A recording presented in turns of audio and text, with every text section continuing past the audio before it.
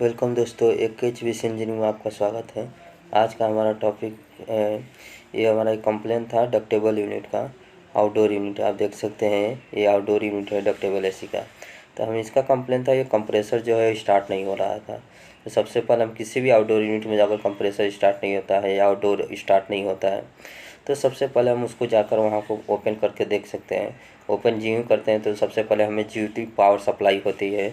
सबसे पहले हम पावर सप्लाई को चेक करते हैं इंडोर टू आउटडोर कि हमारा पावर सप्लाई प्रॉपर तरीके से आ रहा है कि नहीं। पूरे प्रॉपर तरीके से पावर सप्लाई हम चेक करते हैं वन बाय वन। जितने भी हमारी वायरिंग होती हैं आउटडोर की, वो सबसे हम अच्छे तरीके से चेक करते हैं। अगर वो ये नॉन इन्वर्टर एसी, अगर इन्वर्टर एसी हो तो उसका भी हम पूरा तरीके से जितने भी रिले पीसीबी बोर्ड लगी रहती है, कैपेसिटर लगा रहेगा। तो ये नॉन इन्वर्टर में हम देख सकते हैं कि कैपेसिटर लगा था। सबसे पहले हम कैपेसिटर को भी चेक किए और उसके बाद हम नीचे आकर देखें तो हमारा जो ये देख रहे हैं आप, ये कंप्रेसर है। कंप्रेसर का पिन जो हो गया है शॉर्ट हो गया है। तो हमारा ये प्रॉब्लम यहाँ पर मिल गया कि हमारा पिन का प्रॉपर शॉर्ट हो गया, जिससे आउटडोर हमारा स्टार्ट नहीं हो रहा था और कंप्रेसर भी नहीं स्टार्ट हो रहा था। तो सबसे पहले कोई भी आउटडोर यूनिट की मैं बात कर रहा हूँ, जिसमें भी आपका आउटडोर यूनिट होता है, तो सबसे पहले उसको पूरी वायरिंग अच्छे से चेक करना है, पावर सप्लाई चेक करना होता है। अब फिर उसके बाद से हमारे जो भी उसमें इक्विपमेंट लगे थे सबको one by one, relay capacitor सबका हमको ये वन बाई वन चेक करते हैं। चेक करने के बाद ही हमें पता चलता है कि कितना पावर सप्लाई है कि नहीं है।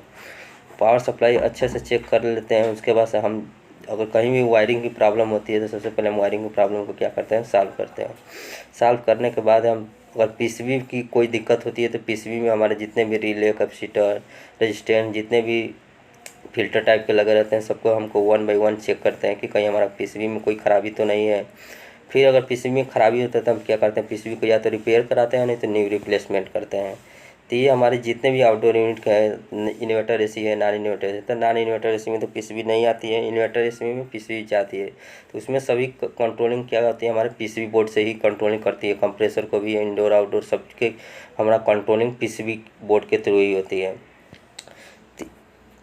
दोस्तों, मेरा चैनल है एक एचवीसी है। आपको अगर किसी भी चीज़ से एचवीसी से संबंधित कुछ भी अगर सवाल रह जाए तो मेरे चैनल को सब्सक्राइब कीजिए, लाइक कीजिए और शेयर कीजिए।